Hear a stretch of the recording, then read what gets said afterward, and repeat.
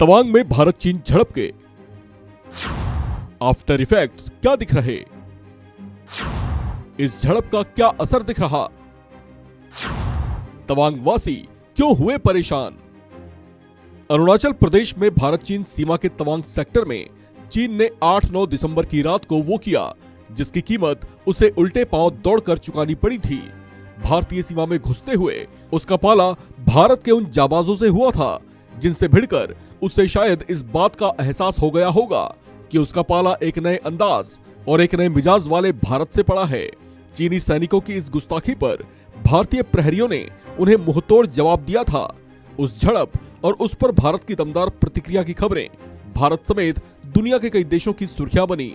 देशवासियों ने सेना की खूब पीठ थपथपाई, लेकिन अब उस झड़प के कुछ ऐसे साइड इफेक्ट्स भी नजर आने लगे हैं जो इस घटनाक्रम का दूसरा पहलू दिखाते हैं। दरअसल भास्कर की एक रिपोर्ट के मुताबिक इस झड़प के 11 दिन गुजर जाने के बावजूद यहाँ इन दिनों में अक्सर दिखने वाले टूरिस्ट नदारद हैं।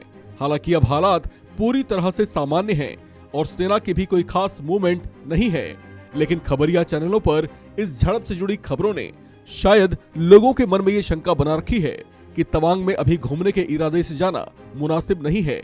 लिहाजा यहाँ पर इन दिनों में जितने टूरिस्टों की संख्या रहा करती थी उतने अब दिखाई नहीं दे रहे। ऐसे में यहाँ के लोगों और खास तौर से व्यापारियों को खासा नुकसान झेलना पड़ रहा है। वे चिंतित हैं और बस यही पूछ रहे हैं कि उनके नुकसान की भरपाई कैसे होगी। इसमें एक दिलचस्प बात यह है कि इस झड़प की खबरें जिस तरह से सुर्खियां बनी उस तरह का प्रभाव खुद तवांग के लोगों ने ही महसूस नहीं किया।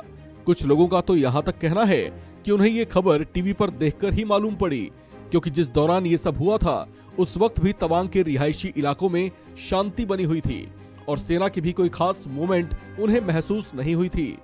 आपको बता दें कि 8-9 दिसंबर की रात हुई इस झड़प में दोनों ओर के कुछ जवान जख्मी हुए थे। ये झड़प तब हुई थी जब रात के अंधेरे में चीनी सैनिक तवांग सेक्टर में भारतीय सीमा में घुसने की कोशिश कर रहे थे, जिस पर भारतीय जवानों ने उन्हें उनके ही अंदाज में जवाब दिया था।